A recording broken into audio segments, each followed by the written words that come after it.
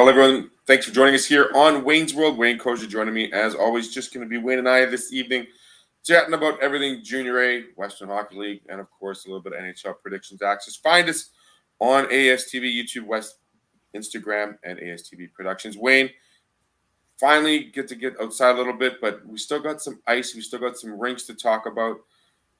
What is so great about this Seattle-Edmonton battle that wasn't so when it was Edmonton and Winnipeg?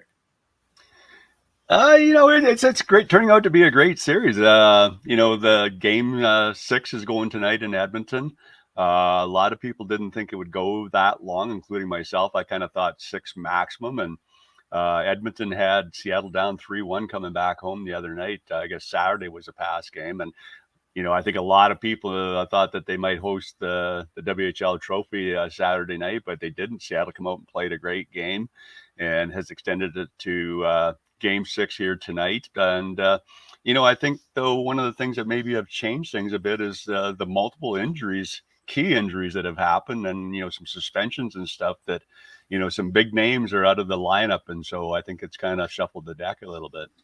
Shuffling the deck, the focus maybe taking Seattle a little too lightly, perhaps, but also I look at the roster, and I'll be honest. I mean, Seattle, we didn't get to watch much of because they were in that Western division. We didn't watch a lot of that hockey. We were mostly concerned on the East.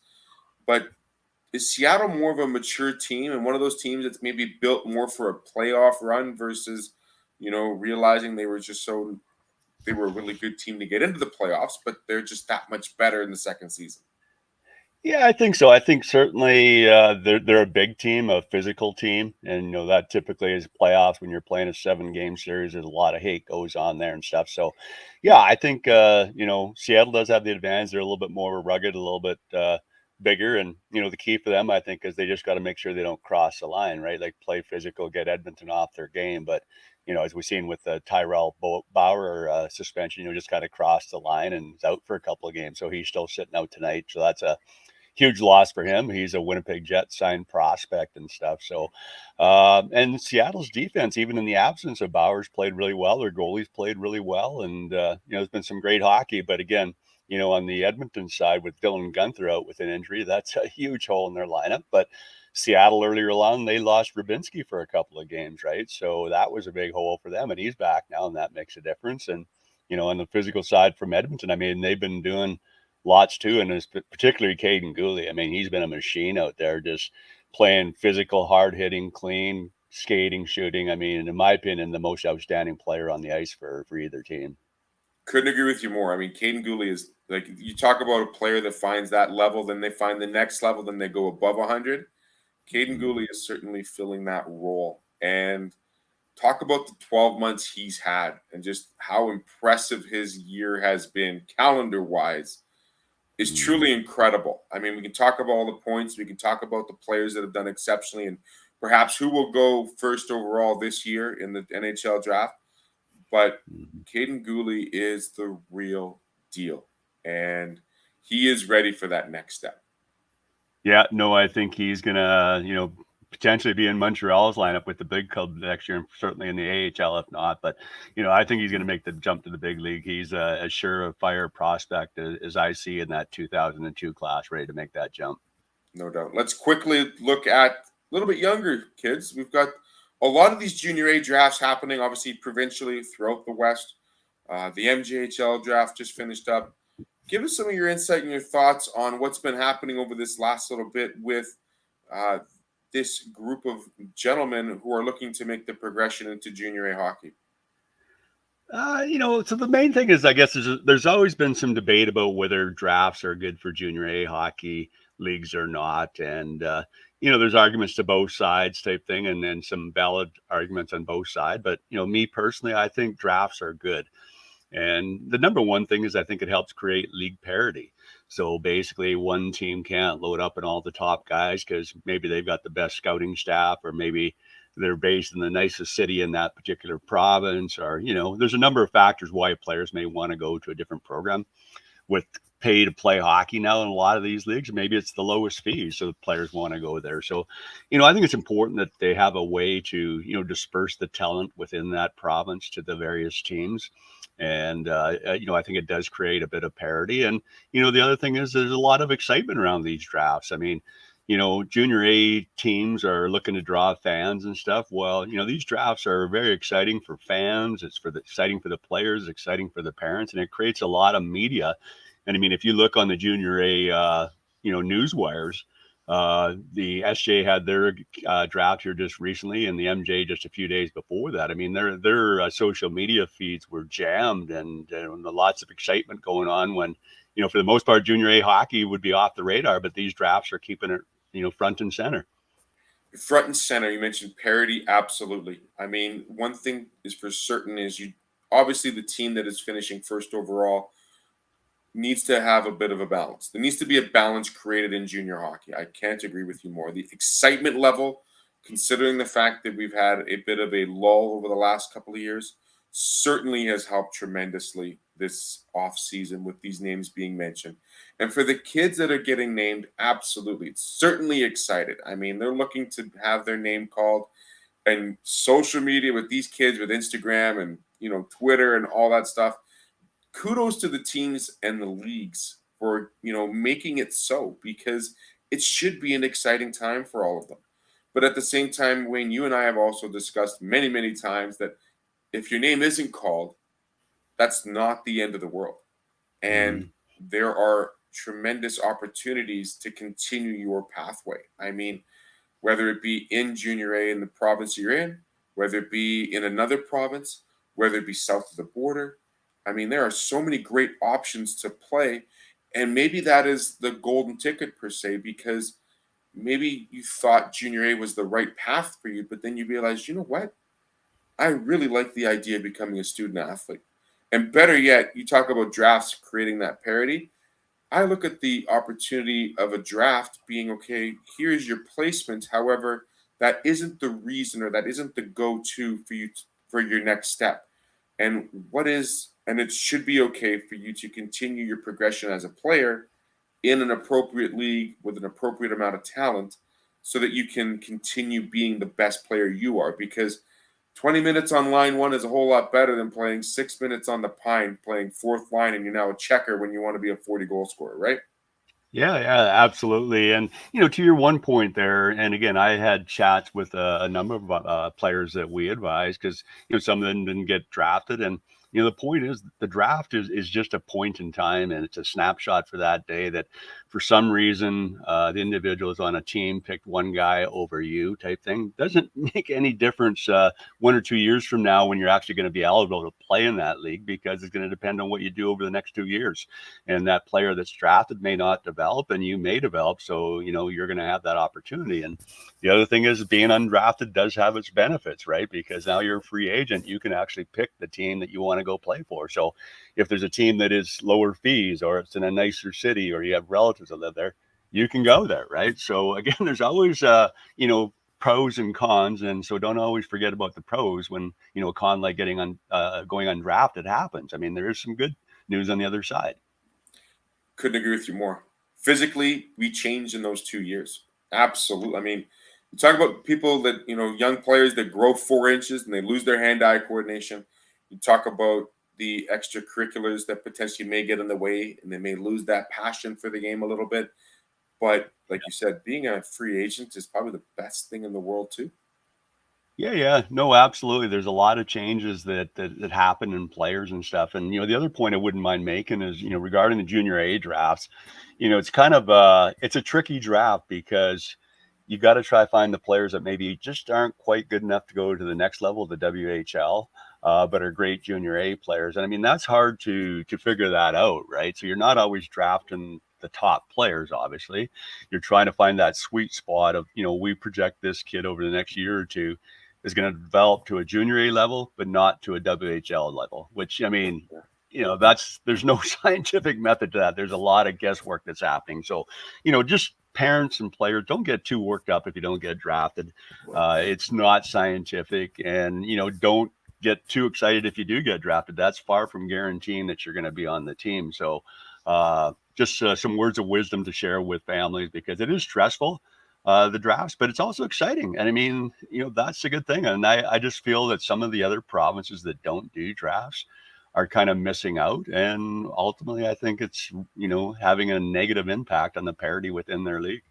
Certainly some great points brought up, Wayne, and we could probably go for hours on this conversation. And we touched little bits and pieces. I love I love talking about the parity, but also the model of the organization as being a key to whether or not you feel like you would like to be a part of that organization. The lower Mhm. fees, the pay to play, the community, the aspect of it all. What is the best fit for you as a player too in your progression in your hockey career? Our last topic of conversation before we get to predictions, we talk about junior hockey pretty much every week, Wayne, and we look at the ideas and the model of hockey being for hockey's sake, but how much of hockey is now becoming the business. And in BC, we're seeing camp after camp after camp, and we have a little bit of insight as to maybe the modal, the engine that's driving this machine. Give me your thoughts on this. Yeah, well, first of all, I mean, the basis of this discussion is a little bit about, the frustration with, what I see happening in the BCHL, is just they're having so many camps, like each and every team, like they've been going since springtime, and they'll have, a camp, identification camp, and then it's identification camp 2, 3, maybe then it turns to prospect camp, and, ultimately leading to main camp, which is where players want to go to. But it just seems like there's minimal feedback coming back from the teams after these players have attended a camp, and that's a bit of a burr in my butt. I mean, if I'm sending my kid to a camp, I'm spending my hard-earned money and investing my time because I want to commit to that team and show my stuff. The minimum a parent and players expect is some tangible feedback from the staff. So to take 2-3 minutes and either face to face is ideal, or if it's a timing issue, follow up within say 24 hours and say, hey, here's the feedback on you. Here's what you're doing good. Here's where maybe you need to improve type thing. And, it should be, yeah, we want you at our main camp, or no, you just don't quite meet the bar. Good luck in your search type thing. Make a decision. But they just seem to want to drag it out. And of course, I can't help but think, why would you drag it out other than, these camps cost money and it's helping to raise funds for the team. And, I'll blame COVID a little bit, right? Because every junior hockey team is hurting as a result of COVID. I mean, everybody took a big financial hit. And so, again, I don't know if that's what's driving it this year, but particularly in the BCHL, I've just seen it camp after camp after camp in every team. And, it's extremely frustrating for myself as an advisor, for the players, the parents and stuff. So, hopefully this is going to change. Maybe it's an anomaly this year, but it's certainly something that we're going to keep an eye on. And if there's no need sending your players to these camps if nothing comes out of them. There are three things I think about when I hear that topic. When one is it's a cash grab, and Mm-hmm. and obviously everybody has issues with the last couple of years, things slowing down, organizations losing money. I get that. Secondly, from the player perspective, maybe the parent perspective, what if I don't send my little Johnny to this camp? What's going to happen if? Mm-hmm. Well, I don't know. And that's the big question. Well, if I do send him, then I know I might be getting some feedback, or I know where he, is in the pecking order comparing the other players that are there. And then the Mm-hmm. third part that, that you and I both agree on is how much is too much. And like you said, camp 1, camp 2, ID camp, prospects camp, main camp. I mean, I get you want to see where, your talents lie with the rest of the group, but at that same time, where's your burnout level? Where's your passion for the game? Where's your opportunity to hit the reset button a little bit? And yeah, it's a lot of money. It's not cheap to go to these camps anymore. And from your perspective, yeah, it's a difficult sea to navigate right now, especially in BC with this matter. And I don't know if there's an answer for it really. And I agree with you. It's hopefully it kind of takes its time to pan itself out and move a little bit in different orders. Yeah, for sure. And what I'd like to see is go back a little bit more to, like, in, I'll call it the old days and stuff like that, where I mean a coach and a GM and your staff have to be able to look at players and say, that kid is BCHL level, right? And we'd be happy to take that kid instead of trying to wait, go to 10 camps, by the end of that 10th camp, you can't even remember that first guy that you thought was a BCHL level player. So you know what? Make your bet. Like, that kid's good. Let's make a firm commitment for him to come to camp. I mean, I'm all for coming to main camp, and you got to earn your spot, right? I'm not looking for guarantees, but hey, kid, it's April. This is our first camp. You're going to main camp. You're a BCHL level player, and we look forward to having you there. And then continue to kind of look through some other ones, but everybody wants to wait last minute, look 10 times. Well, 10 times your opinion's going to change 10 times. And another thing in particular relates to his goalies. I mean, everyone knows there's an oversupply of goalies right now, not enough spots, but every team wants to take 6-8 goalies to camp. You can't do that because these players got to find a place to play. And so you can't tell me that through these camps you can't pick who you think are the top 4 players, the top 4 goalies in your opinion. And another team may have a completely different opinion, but you got to know what you like in goalies. You like big goalies? Do you like smaller, flexible goalie, whatever? And go with it and work with those players, right? They're all elite goalies. You're splitting hairs if you're trying to figure out, A versus C versus D goalie, right? And I've had a few talks with a few coaches on that, and I really lean towards some coaches that I had to say, hey, I pick my guys pretty early. I go with them, I invest them, I give them the right training. They're all going to have bad games, just like every player. Just work through it. But for some reason, goalies in particular has become like a puppy mill where they're just churning them through, and you have a bad game, throw them, over the fence type thing. So there's my rant for today. The rant from Wayne Kosior. Just to finish this topic off, the return on investment. I mean, the players and the parents are making that commitment to these camps. I think the same due diligence should be given back to the parents and the players from the organizations, because that is going to be a game changer to developing positive relationships between the organizations and the league as well. Right. So, I mean, I hope, like you said earlier, that there is at least a conversation or a feedback or a profile that is allowing that player to see what they can improve on, what they're doing, and where they stand within the league. Last, before I go, Wayne, I know we got the WHL ended up, but we got to talk about Wednesday. Tampa, for 3 years in a row, is doing it, but they're now facing a more mature Avalanche team that's more rested, less battle-tested. The battle of the mix. McKinnon wins over McDavid. Who you got in the final? Does Vasilevsky do it again? Well, I'm from the West. I got to go for the Western team, so I'm going all in Colorado. And there's a few reasons for that. Number one, I don't want to see Tampa win 3 times in a row, so I always go for the underdog, no matter who it would be. And I guess I don't know if Colorado is an underdog necessarily, but again, you're going against a 2-time defending champ. And then a couple other things. I mean, I just love watching Cale Makar play, and that whole Colorado team, how they play offensively and stuff, how they move the puck, their defensemen jump in. It's just exciting hockey to watch. Nathan McKinnon's like off the charts. Like if he was in playing in Toronto or Montreal, I mean, that guy would be like more popular than Connor McDavid, I think, in some cases. And the last point I'll make is, well, I guess a couple. I mean, number one, my son Landon did get invited to go to Colorado as fall camp last year, so it makes a soft spot for me. And I've also got to know Jared Bednar a little bit, the head coach, and talked to him about some players and stuff, and that I've been helping him with. And everything I hear back on Jared comes home to Saskatchewan in the summertime, plays charity golf tournament, just a great guy, down to earth guy. So there's the reasons I'm going with Colorado. And so who you picking?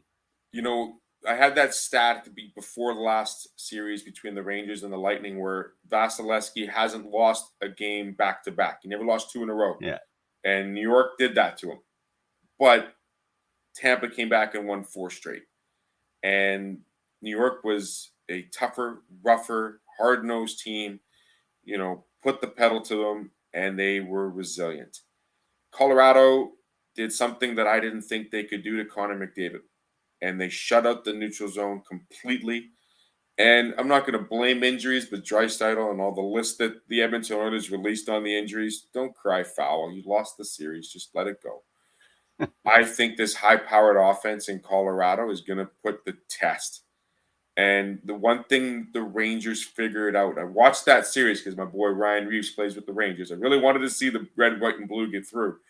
But I have a bit of a soft spot for what Tampa was able to do Vasilevsky got shown that he's not perfect. And I saw what New York did. They would shoot or have that high pass play to move that angle of shot away from Vasilevsky. If you square up, he's 100%. But as soon as you change his angle on him and it's a tip pass or a tip shot or something off the net, he's not the greatest.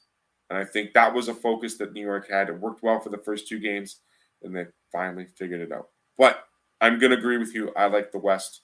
I would like to see Colorado go through. Right on. There we go. So we'll follow up. We'll see how it goes. Wayne, thanks so much for the conversation. I really appreciate it. All the kids out there, like you said, Wayne, if you take home, it's a snapshot. Drafts are a snapshot in time. It's not the end of the world. And if you need help, contact Wayne Kosior, trailblazerhockeyadvisors.com. Lots of great insight, great information, and there's so many avenues to get you to the next level. Thanks, Wayne. Thanks a lot there, Theo. Always good to talk with you, and look forward to chatting next week. Have a great week ahead, eh? You as well. Take care. And that is our friend Wayne Kosior here on Wayne's. We'd like to thank our sponsors, as always, Stokes Spoke Fuels, Case Financial Group, Toby Hockey, and, of course, Pilot Mountain Hockey Academy. We'll be back on Thursday as we talk with Toronto Pro Hockey as they are entering their 2 teams into the Brick Invitational 2022 tournament, which is happening in Edmonton, Alberta. That'll be going down July 29th to July 10th. ASTV will be there as well, doing the play-by-play, color commentary, some interviews, and just getting to know all those young stars and their beginning aspirations to their hockey careers. Thank you again for watching, bringing more goodness to the greatness here on ASTV. And like I said, have a great rest of the week, beginning of the week. And we'll see you back on Thursday. Take care. Bye-bye for now.